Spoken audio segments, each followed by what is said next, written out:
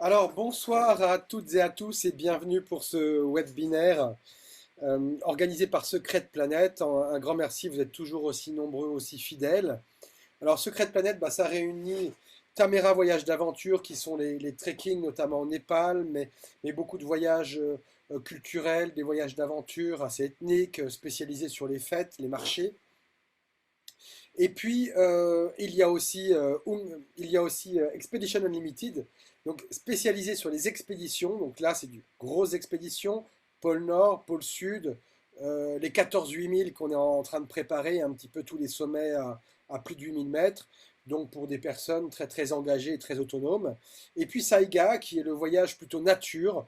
Donc si vous voulez aller voir des tigres au Népal, des léopards des neiges au Ladakh Zanskar, comme on va en parler aujourd'hui, et bien avec Saiga ou en Afrique ou ailleurs, pour aller voir un peu la nature en famille ou seul pour prendre des photos, l'activité Saiga. Donc pour ma part, je suis David Ducoin, chef de secteur pour Tamera sur l'Himalaya et l'Amérique latine. Et puis je vous présente aussi, vous la voyez peut-être en vignette, Axel, qui Bonjour est à mon tous. assistante. Bonsoir Axel. Bonsoir. Voilà. Axel, qui est mon assistante dans l'activité Tamera, avec tous ceux qui sont partis avec nous, ont à un moment ou à un autre eu affaire à Axel pour les billets d'avion, pour les dossiers départ, pour des choses comme ça. Elle travaille un peu dans l'ombre, mais fait un beau travail. Et la preuve ce soir, elle est à la technique, hein, vous pouvez voir elle a plusieurs cordes à son arc. Donc voilà, ce soir, nous allons parler du Ladakh Zanskar et en particulier d'une aventure, d'une grande aventure assez personnelle, assez familiale. Donc je vais commencer par vous situer un petit peu le Ladakh Zanskar. La plupart d'entre vous savent très bien où c'est situé, mais pour ceux qui ne le savent pas, il y a une petite carte dessinée par notre ami Nono. Donc c'est dans le nord de l'Inde, dans la province du Cachemire, à la frontière du Pakistan d'un côté, de la Chine de l'autre, vous voyez le Tibet. Et c'est une petite région himalayenne de culture tibétaine, à 3500 mètres d'altitude, et dans lequel j'ai toute une histoire familiale. Donc je vais vous en dire deux mots, et vous verrez défiler aussi quelques éléments graphiques comme les couvertures des livres et des films que j'ai pu faire. Mais en fait, moi j'ai découvert le Zanskar quand j'avais 16 ans avec mes parents, mon frère et ma sœur, nous étions 5, mon oncle et ma tante, même nous étions 7. Et en 1989, à l'âge de 16 ans, j'ai fait une randonnée de Padum à la Mayuru. Donc vous allez voir là les premières images des premiers livres que ma mère a écrits sur cette aventure en famille. Un livre, je pense, qu'on trouve encore, quoique la plupart sont épuisés des couvertures que vous les allez voir. Et donc, suite à cette découverte en 1989, on est tombé amoureux du pays, et particulièrement d'une famille dans un village qui s'appelle le village de Pichou. Et on a décidé d'y retourner avec mon père en plein hiver. Donc, vous voyez, ça a donné ce livre. Et puis suite à ça, j'y suis retourné pour accompagner des groupes pour des grandes agences de randonnée, de trekking.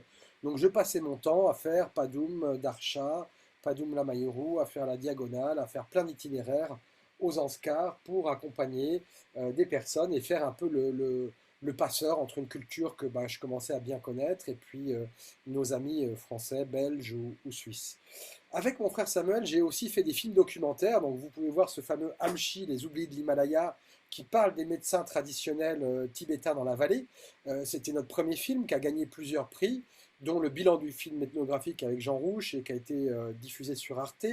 Et puis on a fait d'autres films sur un facteur, sur la rivière gelée, voilà, Rigdol le facteur, sur les guérisseurs, sur une école qu'on soutient. Donc j'ai passé au moins 4 mois par an pendant une quinzaine d'années dans ce pays. Et vraiment, j'ai appris enfin non, j'ai pas appris la langue, mais j'ai appris à communiquer en baragouinant quelques mots et qui nous a permis d'être plus à l'aise pour aller faire ces films. Alors du coup, ce qui s'est passé, c'est que 24 ans plus tard, moi j'y suis retourné à plusieurs reprises et presque tous les ans, comme vous l'avez compris, mais mon père, avec qui on avait été la dernière fois en 1995 sur la rivière Gelée, qui était pour moi la première fois, euh, Et bien 25 ans plus tard, il me demande, il me dit, David, voilà, j'ai fait beaucoup de voyages dans ma vie, et je peux vous dire que c'est vrai. Donc, beaucoup de grosses expéditions en Sibérie, au Canada, en Alaska et ailleurs. C'était le voyage le plus marquant. J'aimerais bien y retourner. J'aimerais bien voir nos amis que j'ai pas vus depuis 25 ans. Bientôt, j'aurai plus le physique. Ça va être mes 70 ans. Et est-ce que tu es d'accord pour organiser à nouveau cette expédition? Banco, on est parti. Donc ça a donné suite au livre que vous avez pu voir en couverture et qu'on va voir à nouveau, Carnet d'Himalaya, puisqu'on est parti avec un ami à lui, un ami de mon père qui s'appelle Nono, qui est dessinateur, un dessinateur de presse en Bretagne, plutôt connu des Bretons, mais qui voyage beaucoup au Maroc. Il avait emmené mon père au Maroc. Et là, mon père lui a demandé enfin, m'a demandé de cette fois-ci qu'on puisse l'emmener à notre tour, voir notre pays de prédilection et nos amis. Nous voilà partis. Donc Nono a fait un carnet de voyage à chaque, à chaque voyage. Et mon père a voulu filmer. Moi, j'ai pris quelques photos. Donc ce soir, on va voir un petit peu de tout ça.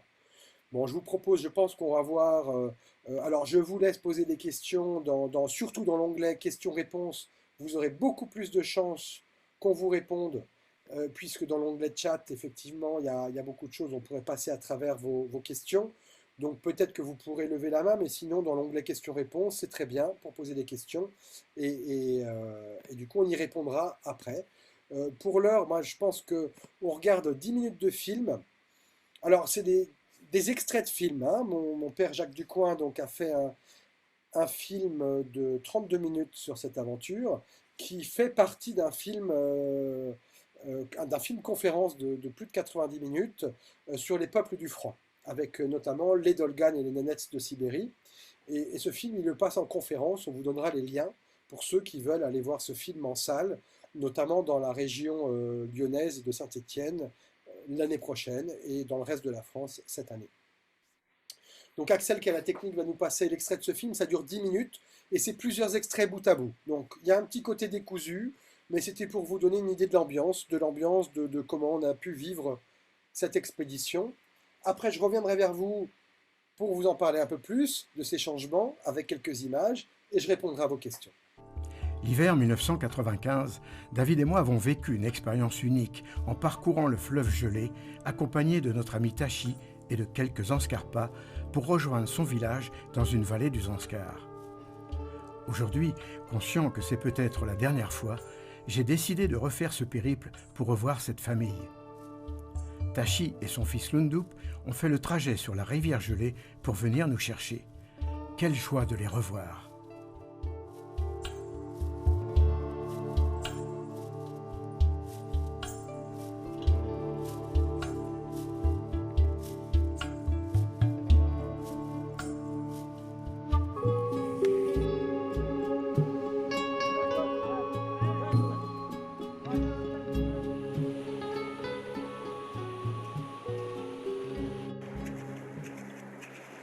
La glace sur laquelle nous marchons est très fragile et peut se rompre à tout moment. À certains endroits, nous devons nous déchausser pour mettre les pieds dans l'eau gelée. La température change constamment, passant de -10 à -30 degrés en quelques jours. Bientôt, le Tchadar deviendra infranchissable.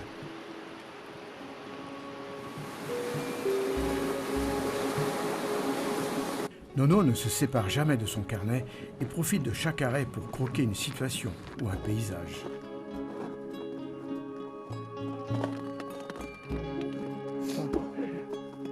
C'est des couleurs après.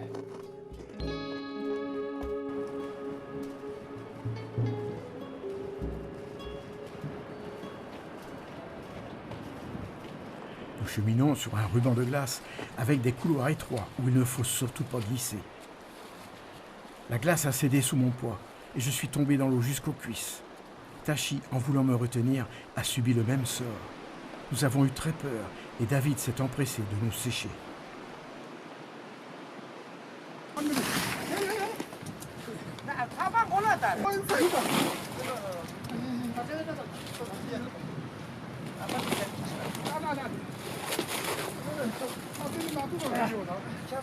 Comme aucun autre passage n'est possible, nous devons escalader la pente glissante de la montagne.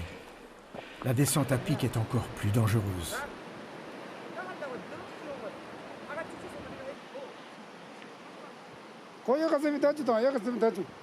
Nous nous collons à la roche sans trop savoir où poser les pieds. Mais nos amis sont là. Ils nous entourent et nous aident car ils savent qu'au moindre faux pas, c'est la chute mortelle.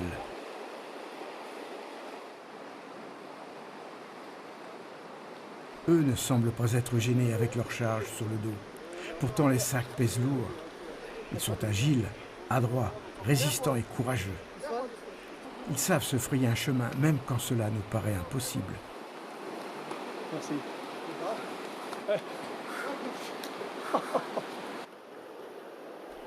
Bien des choses ont changé depuis 25 ans.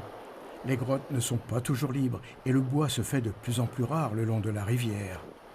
Alors pour nous aujourd'hui, plus de nuits inconfortables dans les grottes, ni de tsampa, la farine d'orge grillée à tous les repas. L'Ondup nous a préparé une expédition avec nuit sous tente et cuisinier.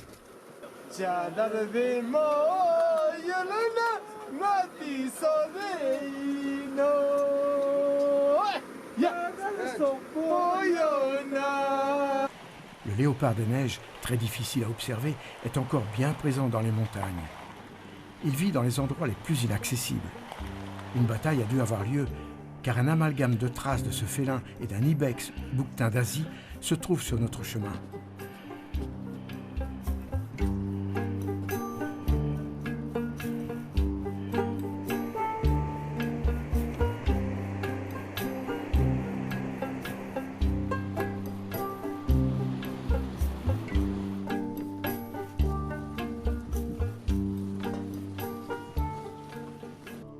Au village de Pichou, Sonamamo, la femme de Tachi, guettait notre arrivée depuis l'aube.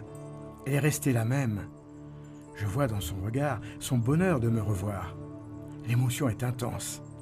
Elle nous passe autour du cou la traditionnelle écharpe de soie blanche, appelée kata.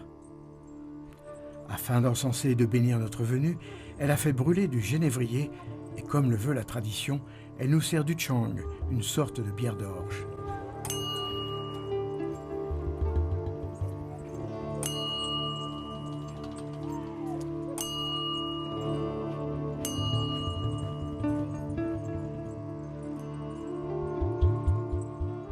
Dès le lendemain, la nouvelle de notre arrivée s'est répandue et une soirée est organisée en notre honneur par l'association des femmes de Pichou. Thé salé au beurre de yak, thé sucré, chang, arak, rhum et dégustation de momo, sorte de raviolis tibétains à la farine d'orge, sont servis. Des danses, des chants, des rires et des larmes sont de la soirée. Une grande partie du village est rassemblée. On nous passe encore une kata autour du cou, en signe de bienvenue, et nous sommes invités à danser avec les hommes. Les femmes s'en amusent en nous couvrant de leur coiffe et de leur peau de chèvre. Les femmes ont l'habitude de danser séparément des hommes, mais à la surprise générale, Nono entraîne une villageoise dans un rock au rythme endiablé peu habitué ici, ce qui provoque de grands éclats de rire.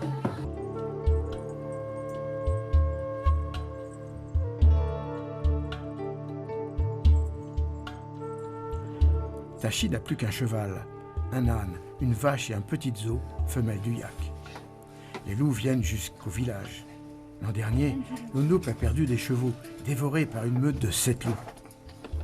Un couple de léopards des neiges attaque régulièrement les yaks.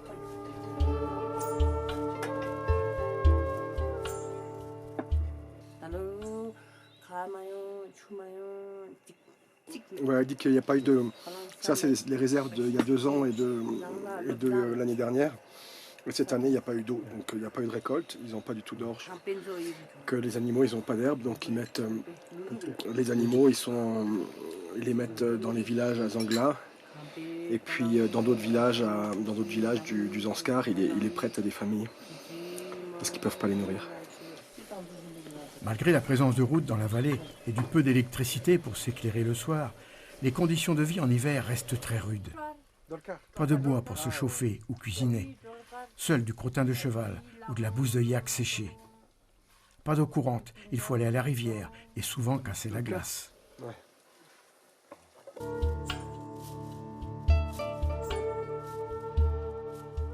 Lobsang était du premier voyage en 1989, puis nous ne l'avons plus revu les voyages suivants, engagé dans l'armée indienne pour 17 ans. Il en avait 19 et c'est un bonheur de le revoir aujourd'hui. Il nous sort le livre que nous avions fait et qu'il a conservé. Il est maintenant boulanger à Padoum pendant l'été.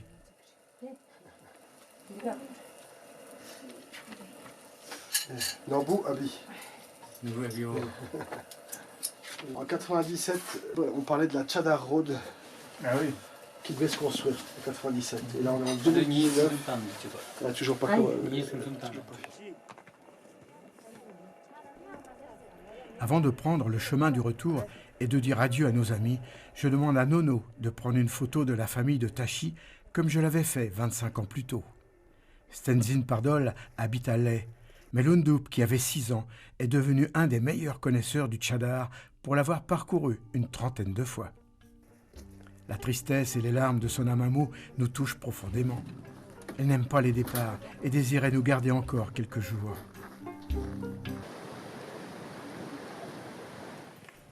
Dolma habite le village de Pichou. Elle a 20 ans et fait ses études à l'école bouddhiste de Ley. Pour s'y rendre, elle doit emprunter la rivière gelée et elle profite de notre caravane, car voyager seule serait beaucoup trop risqué pour elle. Sur le trajet du retour, la glace devient dure et cassante, mais aussi très glissante. Le froid est plus intense et il faut davantage se protéger pour éviter les engelures. Nous progressons dans cet univers de roches et de glace et rencontrons très peu de monde.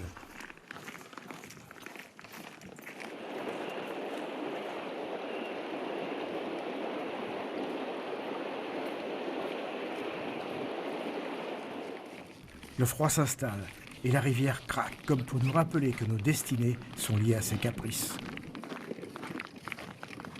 Malgré les crampons sous nos bottes, la marche sur la rivière demande une concentration constante pour éviter la glissade ou la chute.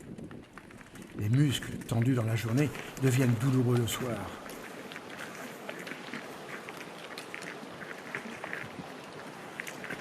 David, qui marchait devant, se retrouve dans l'eau glacée à son tour. Avec ce froid beaucoup plus mordant, il faut vite se sécher avant de se retrouver les pieds gelés.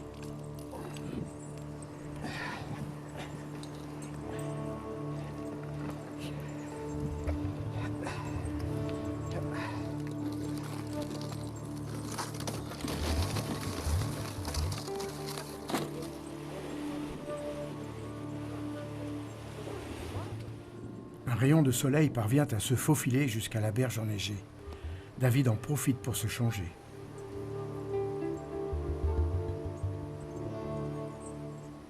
Nos porteurs posent les sacs et en quelques instants, les réchauds sont allumés. Ils savent que pour combattre le froid et la fatigue, il faut bien s'alimenter. Eh bien voilà, c'était un peu coupé, un peu court, hein, comme je vous le disais. Ce sont quelques extraits qui ont été mis bout à bout d'un film qui dure 32 minutes. Bon, ben là, ça a fait 10 minutes. Et ce film de 32 minutes fait partie d'un film sur les peuples du froid, avec des peuples de Sibérie, qui est fait par Jacques Ducoing et qui tourne en tournée de conférence, après avoir été reporté en ce moment à l'automne avec un circuit qui s'appelle Cap Monde. Et puis l'année prochaine, avec un autre circuit qui s'appelle Documentaire dans la région lyonnaise et de Saint-Étienne. Donc vous aurez peut-être l'occasion de le voir. Alors bon, vous avez pu voir pas mal de changements. Axel va nous passer, je pense, quelques images comme ça pendant que je parle. Donc au lieu de me voir, vous verrez quelques photos, ça sera plus agréable. Ce qu'on peut noter, ce qui est important à dire, c'est que bon, tout le monde a un petit peu les idées de cette rivière gelée, que certains Européens ont commencé à prendre dans les années 80 ou la fin des années 70. Le fameux photographe et ami Olivier Folmy l'a vraiment fait connaître au grand public et a fait rêver beaucoup de gens avec ses livres sur Deux hivers aux Zanskar et la rivière gelée. Et c'est devenu un peu un mythe. Maintenant, les choses ont changé, hein. Même en 95, c'était pas pareil. Là, on peut voir des gens qui se servent de leur sac comme des luges. Et à l'époque, tout le monde portait, puisqu'on ne pouvait pas trop glisser, il y avait beaucoup trop de neige. Donc, plein de choses ont changé. Et parmi ces choses, il y a en fait moins d'étrangers à venir et beaucoup d'Indiens. Puisqu'il y a un film qui s'appelle Les Trois Frères, version indienne, qui a fait connaître le Ladakh en été avec le lac Tsommoriri. Et du coup, le Ladakh est devenu une destination assez touristique et très prisée des Indiens des plaines, donc de Bombay et autres par exemple. Et puis cette rivière gelée est devenue l'aventure ultime pour ces Indiens. Dans le même pays, on est dans le sous-continent indien, dans une Inde de presque plusieurs milliards d'habitants. On a des grands déserts, on a un peu de tout, et il y a cet Himalaya, il y a cette rivière gelée qui est un peu la Sibérie de l'Inde. Et là, il y a beaucoup d'Indiens qui viennent régulièrement. Alors depuis le Covid, je ne pense pas, mais en tout cas, avec nous, cette année-là, il y avait des centaines d'Indiens à parcourir la rivière gelée. Alors attention, à la parcourir jusqu'à la moitié, donc ils font 2-3 jours sur la glace, ils s'arrêtent au village de Lingshed et après ils font demi-tour. Et dès qu'il y a un problème, vous avez vu qu'on tombe dans l'eau parfois, pas régulièrement. La partie d'escalade, par exemple, bah, c'est clairement l'endroit où tous les Indiens faisaient demi-tour. Et nous, on a continué. Et à partir de là, on était tout seul. Dès qu'on commence à avoir des passages difficiles, ils font demi-tour. On continue avec nos équipes, puisqu'on a les équipes des villages de Pichou. Donc, on a les meilleures équipes, des personnes qui connaissent par cœur le fleuve et qui savent exactement où passer par la montagne et qui connaissent ces endroits parce qu'il y a une source d'eau chaude qui coule, parce qu'il y a un peu de soleil et ils savent exactement que là ça se dégèle mais qu'on peut passer par tel et tel endroit. Donc parmi les choses qui ont changé, bah, il y a cette affluence des Indiens des plaines qui fait un petit peu drôle, qui fait bizarre, qui peut choquer certains, mais qui est assez finalement intéressante parce que, bah, en tout cas les Anscarpas sont très contents d'avoir ces Indiens comme clients parce que l'hiver pendant 8 mois ils ne font rien, enfin ils ne font rien. Ils sont plutôt, oui, toute l'activité du Zanskar se fait l'été. Donc en avril-mai, il y a la fonte des neiges. L'orge pousse, l'herbe pousse, on récolte l'orge, on coupe de l'herbe pour les animaux. L'hiver, on nourrit les animaux avec l'herbe qu'on a coupée, et puis on mange l'orge qu'on a récoltée à l'automne. Et puis bah, l'hiver, on est un peu en hibernation, et donc du coup, c'est le bon moment pour faire des fêtes, comme vous l'avez vu. Alors là, c'est les fêtes du Nouvel An et autres, et puis d'aller faire des échanges, donc d'aller au Ladakh et d'aller avec des chèvres, certains, ou à l'école ou autres, par la rivière gelée. Et donc, pour les Anscarpas, les habitants du Zanskar, devenir porteur ou guide pour les touristes indiens, c'est devenu bah, un métier, c'est devenu pendant 3 semaines, ils vont gagner un peu d'argent, et avec cet argent, ils vont acheter du riz, du kérosène, et finalement les produits de première nécessité. Voilà. Et parmi les choses qui ont changé, il y a aussi la route. Donc à l'époque, en 1995, on a marché entre 5 et 7 jours sur la rivière gelée, qui faisait à peu près 150 km de long. Et on partait presque de Shilin, d'un endroit qui s'appelle Sumdo, pour arriver au village de Pichou, quoi. Et puis en fait, bah, il y a eu cette route qu'on appelle la Chadar Road, qui s'est mise en construction. Et du coup, maintenant, cette fois-ci, enfin cet hiver-là, on ne fait qu'une quarantaine de kilomètres peut-être, et on a marché 3 jours, tout au plus, sur la rivière gelée à l'aller et au retour, au lieu de 7, donc ça réduit de plus que moitié. Et puis on a fait les fins de trajet en voiture. Alors s'il y a trop de neige, il faut s'attendre à faire au lieu de 3 jours, 5 jours. L'aventure reste encore au rendez-vous. Et je peux vraiment vous dire que les trajets que j'ai fait en voiture, on a pu voir des images d'une Jeep qui passe sous une cascade de glace. On préférait clairement être à pied qu'en voiture parce que à pied on maîtrise un petit peu encore les glissades et en voiture, si elle passe bah, sur un passage très très gelé et les Anscarpas viennent d'avoir leur permis de conduire. Donc bon, on est quand même sur une vraie aventure, même si c'est en Jeep ou à pied. Donc il y a eu tous ces changements. Vous avez pu voir aussi que bah, le village de Pichou est relié par la route. Le village de Pichou a l'électricité, où il y a nos amis. Et puis en fait, bah, on s'aperçoit que malgré... Alors, on recharge les téléphones portables. On va regarder de 7h à 9h le soir, ou même plus tôt, pendant les 2 heures d'électricité, des séries indiennes, Bollywood, au fond du village. Mais on va aller casser la glace à la rivière. On n'a pas de quoi se chauffer. Il fait 0 degré dans les maisons. Donc oui, certes, les conditions ont évolué. Il y a une route, il y a de l'électricité. Mais il fait 0 dans les maisons. Il n'y a pas de bois pour se chauffer. Les conditions restent quand même très, très rudes. Hein. Vous avez vu les léopards, les loups, les léopards des neiges, tout ça, ça reste là. L'environnement reste le même. Et puis, on s'inquiétait un petit peu de savoir si, avec tous ces avantages, entre guillemets, la population qui nous avait vraiment séduit par sa simplicité, son sens de l'humour, malgré des conditions très difficiles, allait être aussi bienveillante, aussi souriante, et on s'est aperçu que la mentalité n'avait pas trop changé, quoi. Voilà, donc on a retrouvé des vrais amis. Alors, je ne sais pas trop où on en est, mais je vais pouvoir répondre à vos questions bientôt, et peut-être qu'il y a des images qui suscitent des questions. Alors, j'ai vu que Paolo Monticolo, un ami suisse-italien, enfin bon, euh, on l'a fait partir, donc, parce qu'avec l'agence Tamera, on organise ce voyage sur la rivière gelée, presque tous les ans. Et Paolo est parti, lui, tout seul, rejoindre une équipe pour aider un village, le village de Tongde, et surtout une école. Et donc en plein hiver, on s'est retrouvés là-bas.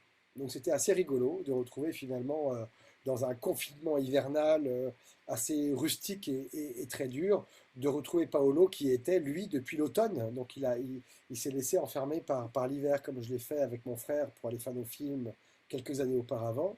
Et plusieurs mois plus tard, quand la rivière était gelée, il est ressorti par la rivière gelée. Donc ça, c'est vraiment encore une plus belle aventure parce qu'on reste vivre avec les gens. On a vraiment l'occasion de se faire des amis, d'apprendre la langue, hein. C'est comme ça que j'ai appris la langue. Et Paolo, on s'est rencontrés là-bas à nouveau. Et vous voyez les dessins de Nono là à l'image. Donc Nono, le dessinateur, on a fait ce livre Carnet d'Himalaya. Et parmi tous ces dessins-là, Nono a croqué Paolo et sa famille d'accueil. Donc ça nous laisse un beau souvenir et je lui envoie un clin d'œil. C'était des très bons souvenirs. Donc vous voyez toutes les tentes là à l'image, vous voyez tous les campements qu'on n'imaginait pas il y a une vingtaine d'années.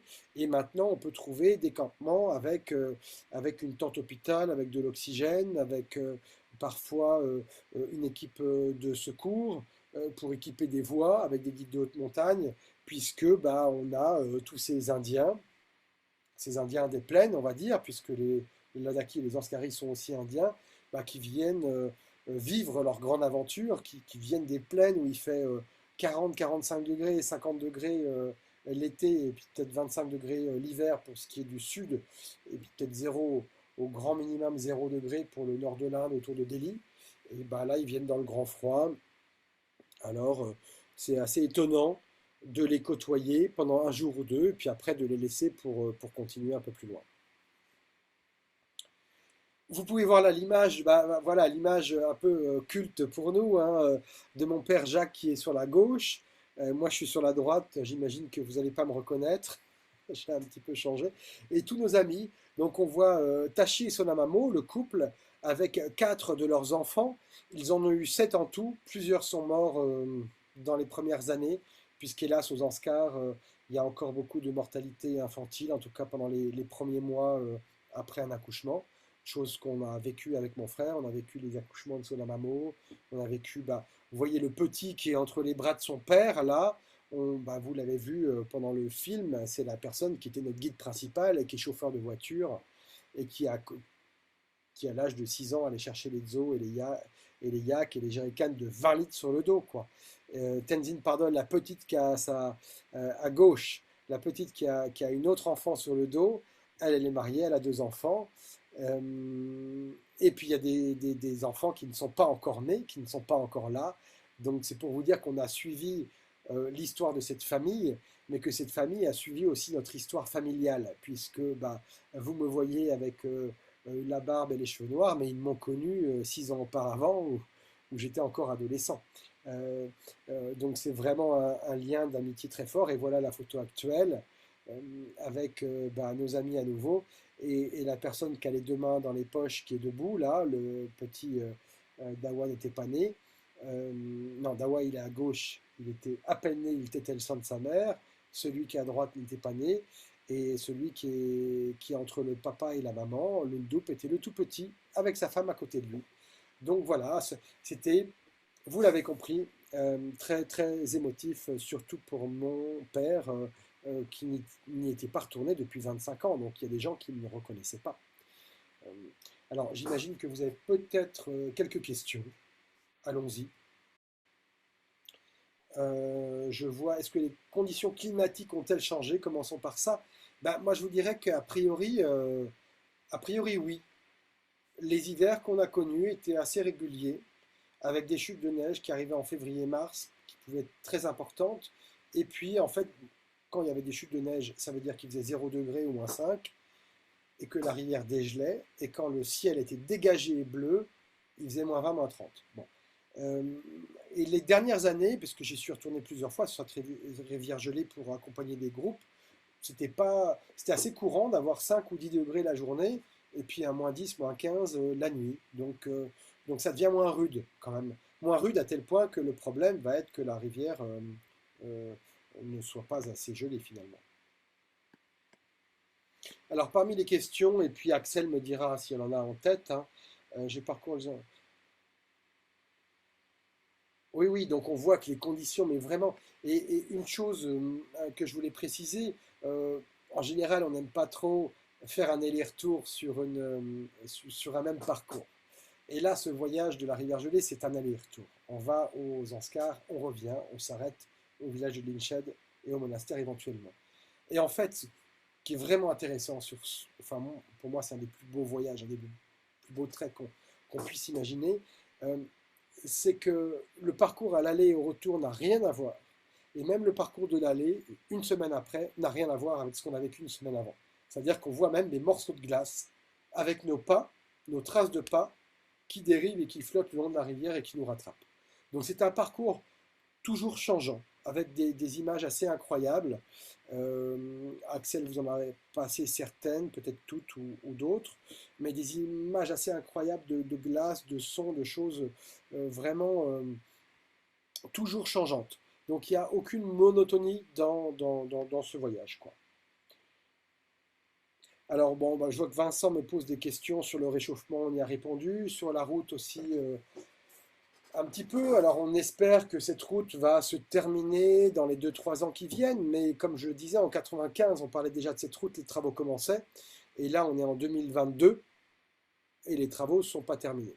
Alors, ce qui s'est passé, c'est qu'il y a des budgets différents, il y a des budgets de l'armée, de l'État indien, et qu'en fait il y a d'autres routes qui se sont construites pour passer le col du Shingola d'un côté, venu de Darsha, et du Singela, venu de la Mayuru. Et donc les budgets alloués pour cette Chadar Road ont dû prendre un petit coup dans l'aile. On espère que ça va se terminer parce que les routes qui passent par ces cols sont ouvertes l'été, mais l'hiver, ça reste enneigé. Donc vraiment la seule option, la seule solution, c'est cette route qui pourra rester ouverte été comme hiver. Et on a beau dire, ou certaines personnes pourront dire que ah, bah, il y a des routes, on ne peut plus aller marcher, le pays va changer. Mais en attendant, on a de nombreux amis, enfin, enfin les nonnes de Pichou et beaucoup d'amis juste dans un village hein, qui sont mortes à l'âge de 30 ans, 35 ans, 40 ans, parce qu'ils avaient mal à l'estomac, qu'il y avait une urgence et qu'il n'y a pas d'hélicoptère, il n'y a pas de route et il n'y a pas de médecin. Donc finalement, cette route, on l'attend, et même si on n'a plus de rivière gelée, on trouvera d'autres aventures à vivre et aller les retrouver en plein hiver. C'est un moment où les Anscarpas ont le temps de nous recevoir, ils sont beaucoup moins occupés, et du coup, relationnellement, dans les villages, même pour ceux qui ont voyagé avec moi ou les gens que j'ai pu faire partir avec des guides que je connais très très bien, bah, dès qu'on arrive dans la vallée, dans les villages, on passe notre temps avec la population à leur poser des questions, à faire la fête et à voir comment ils vivent, quoi. Donc je vois beaucoup de questions sur le changement climatique. Effectivement, bon, bah, peut-être que ça va changer, mais finalement, c'est cette langue de glace qui permettait d'y arriver, quoi. Donc l'impact locaux avec les bus et les randonneurs, l'impact de cette route, oui, évidemment, il y aura un impact et tout va changer, comme tout a changé dans la région voisine qui est le Ladakh. Mais comme on disait, parfois pour le meilleur et pour le pire, et puis bien souvent quand même pour le meilleur, parce qu'il y a un apport économique en moins des personnes qui vivaient du tourisme et du trekking, mais des conditions qui s'améliorent quand même. Alors, je sais pas, Axel, si j'ai oublié des questions. Euh, Alors oui, bon, moi je vois une question qui est assez intéressante de la part d'Isabelle qui te demande si tu penses que le voyage partira cet hiver. alors, bon, bah, Alors, j'ai eu plusieurs demandes. Et puis, bah, comme bien souvent, les demandes, les personnes attendent que soit le voyage soit confirmé, soit pas. Mais personne n'a vraiment confirmé. Ce qu'il faut savoir, c'est qu'on fait partir le voyage avec un guide francophone qui s'appelle Minoup, qui est une personne assez extraordinaire, des deux personnes, quoi. Donc, en fait, bah, le voyage, celui qui veut partir, il s'inscrit, il part avec un guide anglophone et dès la deuxième inscription, inscription avec Minoup. Donc le voyage peut partir, mais à l'heure actuelle, il n'est pas confirmé parce que personne ne s'est inscrit. Celui qui veut y aller à l'heure actuelle, il nous appelle et il est parti. Voilà. Du coup, s'ensuit une question qui peut répondre à celle-là également. Quelles sont les conditions physiques pour aller dans ces contrées? Alors, pour aller dans ces contrées, bah, disons que dans ces contrées, donc en Himalaya et aux Anskar, les conditions physiques pour les treks d'été qui passent par des cols à 5000 mètres, il faut être quand même un trekker pas forcément aguerri mais averti, c'est-à-dire être capable de faire entre 500 et 1000 mètres de dénivelé par jour en temps normal en France et marcher plusieurs jours d'affilée. Euh, En hiver, c'est plus facile parce qu'on est sur du plat. Maintenant, vous avez vu qu'il y a quelques montées et descentes un peu aériennes et un peu physiques. Il y a quelques passages dans l'eau. Donc je dirais qu'il y a le niveau physique, il est certes modéré. Beaucoup de gens peuvent y arriver. Et j'en ai vu beaucoup qui avaient vraiment pas un gros niveau de randonnée, mais vraiment pas. Et qui sont allés, qui ont réussi, qui n'ont pas trop souffert. Par contre, il y a un niveau qu'on pourrait appeler psychologique, où là, il faut avoir un niveau mental et psychologique à pouvoir accepter des conditions rustiques, rudimentaires. Et donc là, il faut être motivé, il faut savoir où on va.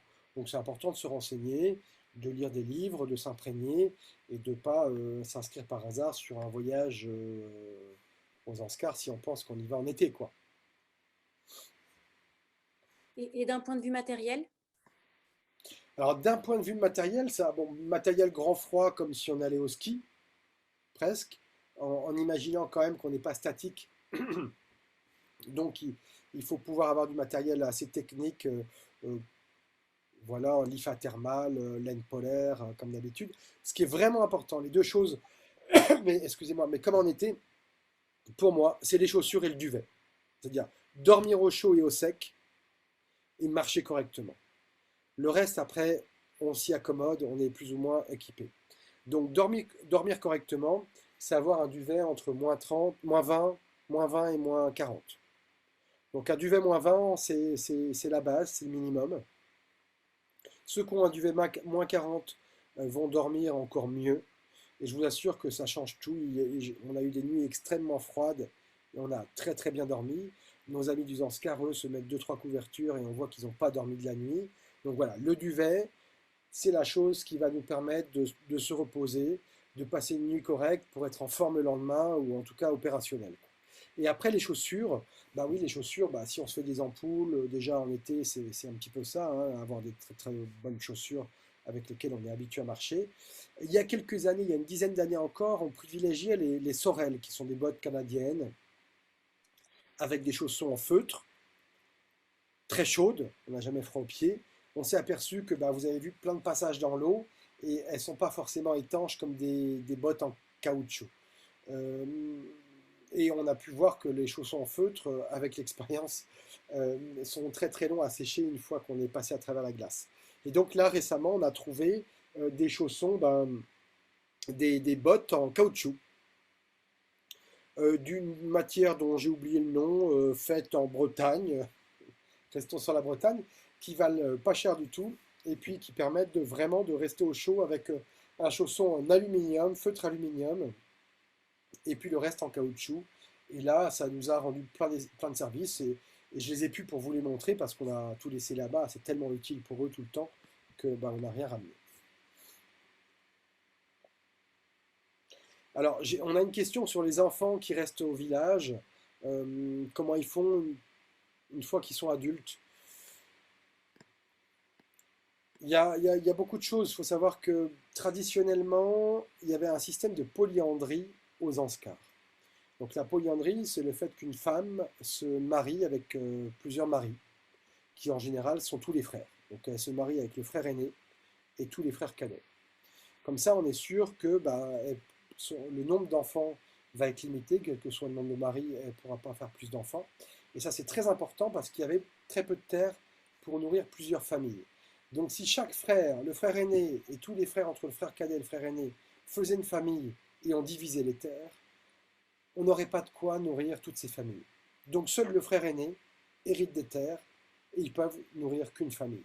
Donc soit les frères cadets se mariaient avec la même femme, et on ne savait pas trop qui était le père, et ça se passait plutôt correctement. Ce système a été interdit en Inde dans les années 60 de mémoire. Il reste encore un ou deux couples Zanskar que je connais, enfin en tout cas un que je connais assez bien qui continue à le pratiquer. Et sinon, on peut voir que faisaient traditionnellement les autres enfants d'une famille. Ils allaient au monastère, chaque famille avait un enfant qui allait au monastère et qui devenait moine. C'était les seules écoles à l'époque où il n'y avait aucune école, et ça permettait d'apprendre à lire et à écrire. À l'âge de 7 ans, 8 ans, 9 ans, 10 ans, l'enfant décidait s'il faisait les derniers vœux pour rentrer définitivement dans les ordres, ou bien s'il défroquait sans avoir les vœux définitifs et puis faisait une autre activité. Il y a des personnes donc, qui devenaient commerçants, et d'autres après, avec l'arrivée du gouvernement indien dans les années 50, qui sont rentrés dans l'armée, dans l'armée indienne. Il faut savoir que l'armée indienne a des frontières avec le Pakistan d'un côté, la Chine de l'autre, des frontières assez tendues, en haute altitude, au grand minimum à 3500 mètres, mais avec plusieurs glaciers, plusieurs sommets à plus de 6000 mètres d'altitude, avec des positions à tenir en été, voire même parfois en hiver. Donc les Indiens des plaines qui viennent de 40 degrés se retrouver sur un sommet à 6000 mètres avec des potentiels œdèmes cérébraux, avec le froid, avec tout ça, ne supportaient pas l'altitude. Et donc les Ladakhi et les Zanskari étaient très importants pour l'armée indienne. C'était grâce à eux qu'on faisait tous les portages pour amener tout le matériel militaire et garder les frontières. Donc l'armée a embauché beaucoup de ces personnes et ça fait toujours un bon gagne-pain, comme vous l'avez vu, notre ami Lobsang, qu'on a connu à l'âge de 17 ans et qui a fait 17 ans d'armée, qui maintenant est à la retraite, une retraite assez tôt, 17 à 20 ans d'armée, on a une retraite qui suffit à vivre très très largement. Et chose assez étonnante d'ailleurs, dans la retraite, on a le droit à un quota de rhum par mois, de 3 bouteilles gratuites. Lobsang ne boit pas, mais il a ses quotas de rhum qu'il revend ou qu'il offre au fur et à mesure. Alors, je n'ai pas suivi le reste des questions. Oui, je vois que dans les Sorel, on transpire avec le froid. Oui, donc en termes techniques, c'est bien d'être quand même bien équipé. Pas la peine de trop en faire, mais ça dépend du degré de rusticité de chaque personne, quoi. Il faut savoir qu'avant, les premières expéditions que j'ai fait avec mon père, on était dans les grottes à faire des feux. Donc il faisait, quand on avait un feu qui était très très chaud, on avait 20 degrés devant nous et moins 20 dans le dos, quoi. On avait une amplitude entre le bout du nez et l'arrière de la tête de 40 degrés, quoi. Et puis on vivait dans la poussière, dans les cendres, très bien. Après, on a décidé d'organiser beaucoup d'expéditions sous tente.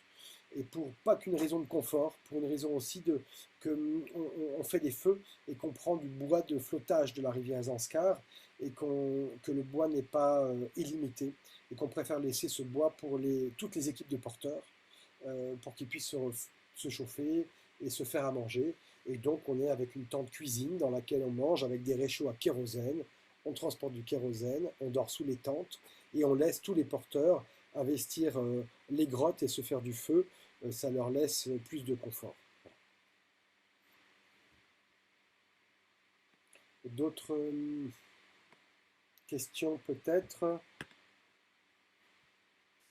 Alors là, je vois une question à propos de l'altitude de la rivière. Alors oui, l'altitude de la rivière, c'est entre... le Zanskar est à 3700 mètres d'altitude et descend au Ladakh à 3500 mètres d'altitude. Donc quand on va vers le Zanskar en plein hiver, on monte tout doucement, mais on reste entre 3500 et 3700 mètres d'altitude, quoi. Et d'ailleurs, c'est une option assez intéressante. On commence à faire du rafting sur le Zanskar et on peut partir du village de Karcha, par exemple, en plein Zanskar, en raft ou en kayak, mais surtout en raft, et arriver au Ladakh.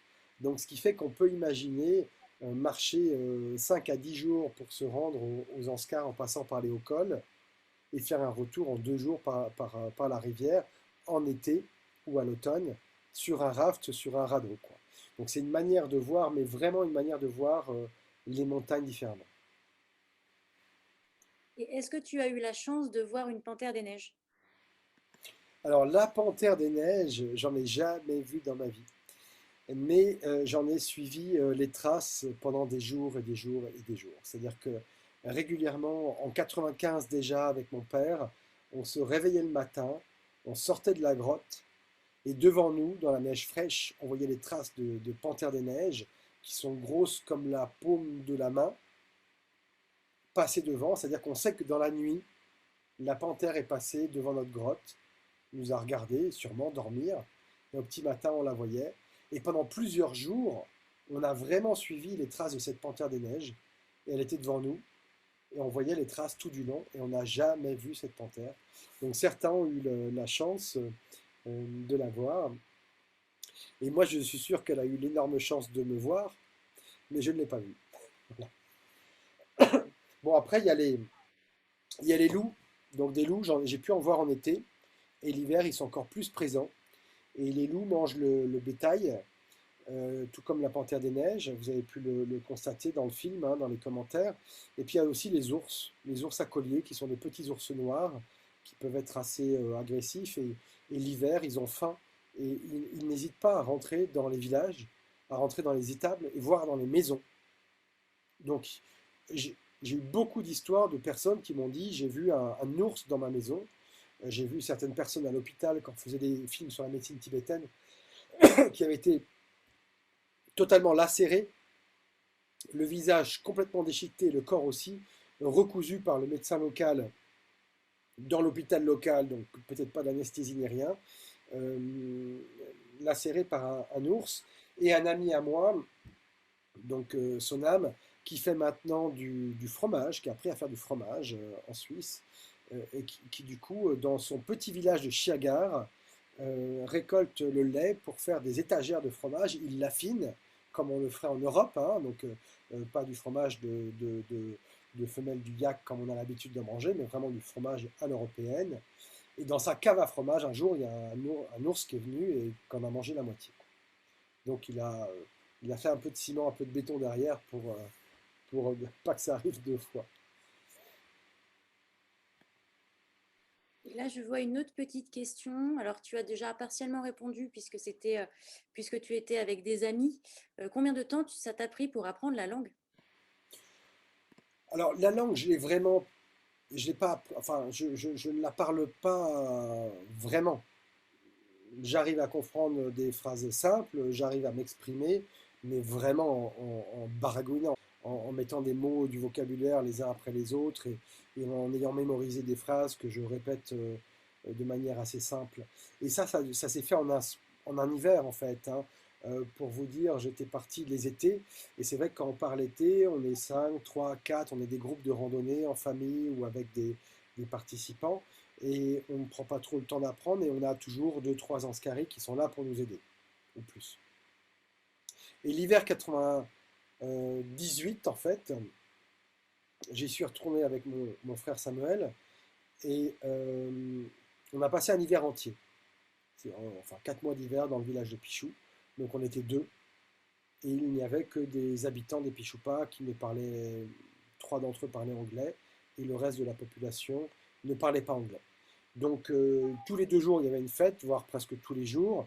Et bah, du coup, bah, là, j'en ai profité pour accentuer mon vocabulaire. Et puis c'est comme ça que j'ai appris, quoi. Donc en un hiver, en 2, 3 mois d'hiver. Je vois qu'on parle du livre et du film La Panthère des Neiges de Sylvain Tesson et de Vincent Meunier. Je sais aussi qu'il y a le film de Caroline. Alors, il y a 2 personnes qui ont vraiment appris la langue, contrairement à moi. C'est Marianne Shaw qui a fait des films assez exceptionnels, en immersion totale, avec, sur des femmes du village de Karcha, d'autres villages de la vallée de la Longnac, et puis sur un moignon du monastère de Fouctal. et elle a fait des films assez exceptionnels qui ont été diffusés sur Arte. Et puis on a notre amie aussi Caroline Riegel qui a fait un film qui s'appelle Les Promesses de l'hiver, et dont le film va être diffusé très bientôt sur Arte. Donc j'ai pas la date en tête, mais si vous tapez Caroline Riegel, hiver, Promesses de l'hiver, elle a passé plusieurs hivers, elle parle couramment la langue, c'est une femme extraordinaire, tout comme Marianne. Elle s'est liée d'amitié avec une famille, puisqu'on peut les appeler ainsi, de nonnes du village de Tongri, qu'elle a fait venir en France. Je suis sûr que beaucoup d'entre vous les ont vus, soit en film, soit au Grand Bivouac lors de festivals. Et là, son film passera bientôt, donc je vous conseille de le voir. Et voilà deux femmes assez extraordinaires qui parlent beaucoup mieux la langue que je peux parler, parce que moi, c'est juste pour m'amuser, mais pas beaucoup plus. Et je vois, bah tiens, on me donne, ça y est, on a l'info, c'est le 15 ou le 16 décembre sur Arte.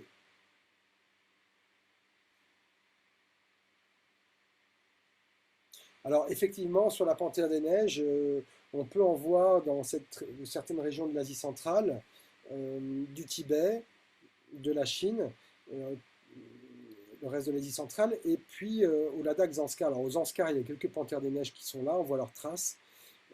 Et puis il y a un parc national, le parc national d'Emis, où là on organise nous aussi des voyages pour aller le voir. Et là on a 98% de chances d'observer la panthère des neiges. C'est-à-dire qu'on est sur un camp fixe, on a des pisteurs, quoi, des personnes qui sont à la longue vue toute la journée, et on peut nous aussi être à la longue vue toute la journée à essayer de spotter une panthère des neiges, et on est quasiment sûr d'en voir une en action. Alors, je vois Djoulé, le Ladakh. Alors, le Ladakhi, pour parler de la langue un petit peu, bon, il y a le dialecte du Zanskari, il y a le dialecte du Ladakhi qui se ressemblent énormément, et tout ceci, c'est un dialecte de tibétain. Donc, après, j'ai pu apprendre certains rudiments du Tibet central, et puis du Kham, et puis du Mustang, et du Dolpo, et chacun a des prononciations, a des mots différents, mais en gros, pour dire 1, 2, 3, 4, 5, 6, 7, 8, 9, 10, ça reste les mêmes mots, et on retrouve beaucoup de choses communes. Donc, une fois qu'on a appris un dialecte de tibétain, on peut plus ou moins s'en sortir dans d'autres régions. Je dis bien plus ou moins, euh, mais c'est du tibétain.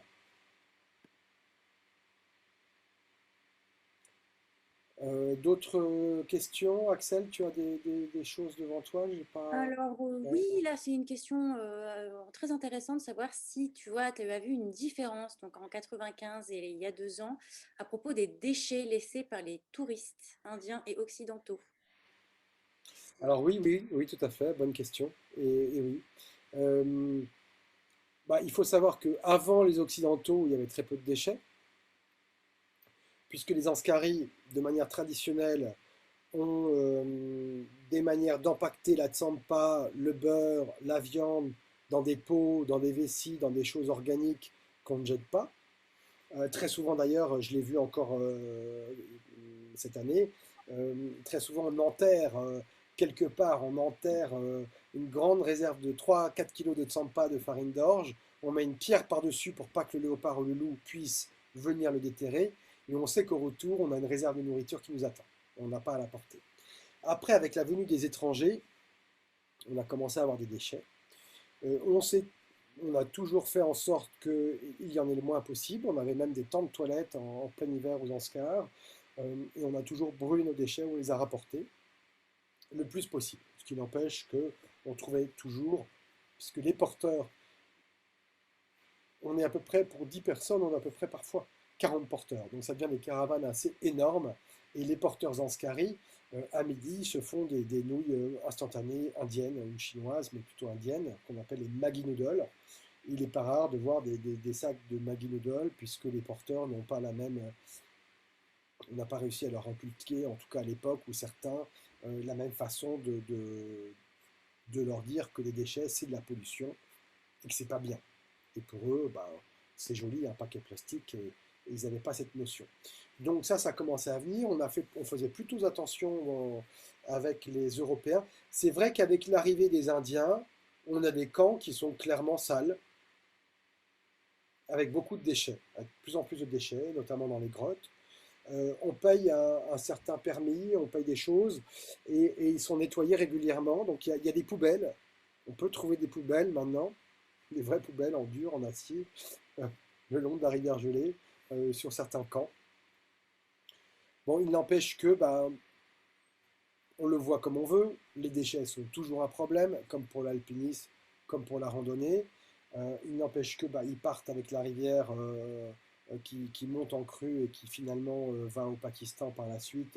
Et ça reste quelques déchets plastiques parmi des milliers de déchets qu'on va trouver le long de l'Indus par la suite et le long de tous les villages. Donc ça reste, ça peut être choquant, mais ça reste anecdotique et ça reste très visuel par rapport à tous les déchets qu'on peut produire en ville, qu'on peut produire des déchets parfois invisibles comme des déchets nucléaires que nous on peut produire en ayant bonne conscience et en disant ah c'est dégueulasse, il y a 3 bouts de plastique sur la rivière gelée ou au camp de base de l'Everest. Alors je ne veux pas dénigrer tout ça, mais c'est bien quand même de se remettre dans le contexte. Et je sais qu'il y a parfois des débats assez houleux sur les déchets. Je voudrais vraiment préciser à toutes ces personnes, c'est important de les ramener. On a un sac poubelle actuellement qu'on est obligé de ramener, on laisse une caution de plusieurs centaines d'euros, et on ramène plusieurs kilos de déchets absolument au Ladakh, sinon on ne récupère pas la caution, comme ça se fait maintenant en trekking au Népal et dans beaucoup d'endroits.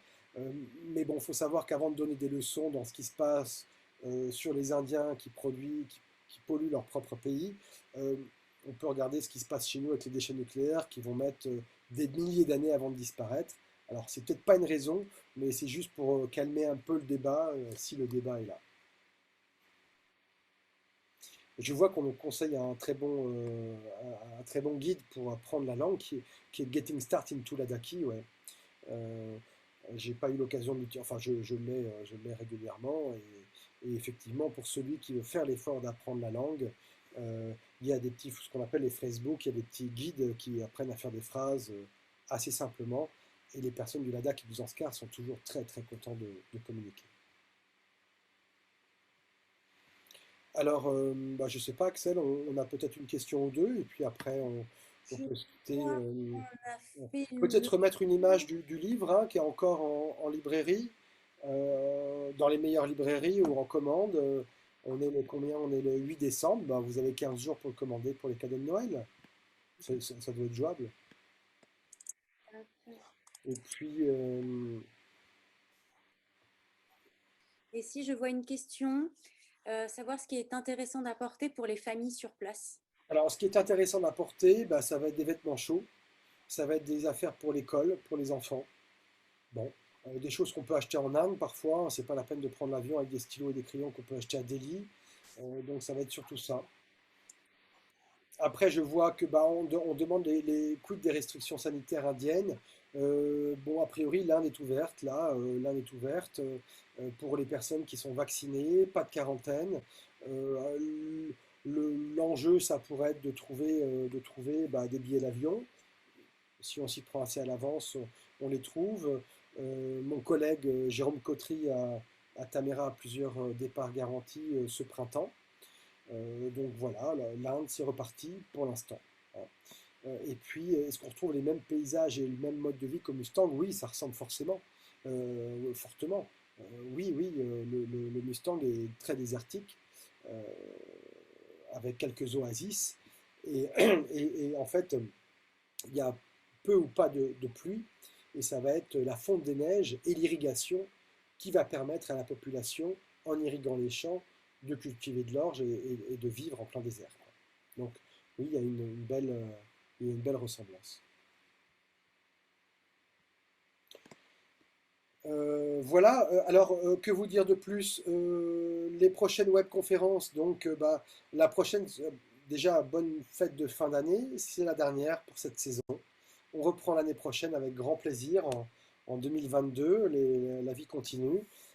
Eric, le directeur, président directeur général de Secret Planet, d'Expedition Unlimited, de Tamera, sera parmi nous avec toute l'équipe. On sera tous réunis et on sera là pour vous parler de manière un peu différente. C'est-à-dire que si vous avez des questions sur les départs, sur les destinations, Eric animera ce débat entre vous et nous en direct, sans filtre.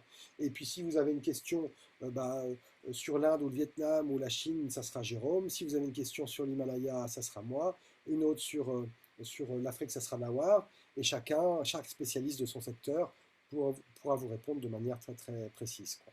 Donc rendez-vous en 2022. On vous espère en bonne forme. Prenez soin de vous. Et puis couvrez-vous parce qu'il commence à faire froid. Merci beaucoup Axel en tout cas. Merci à Damien, à Clémentine, à Eric chez nous pour avoir préparé ce webinaire. On est toujours content de garder un lien un peu différent, peut-être innovant, mais en tout cas différent avec vous. Une manière de communiquer sur notre passion commune qui est le voyage. Merci encore Axel, bonne soirée et pour tous les Lyonnais, bonne fête des Lumières. À bientôt, bonne fête à tous.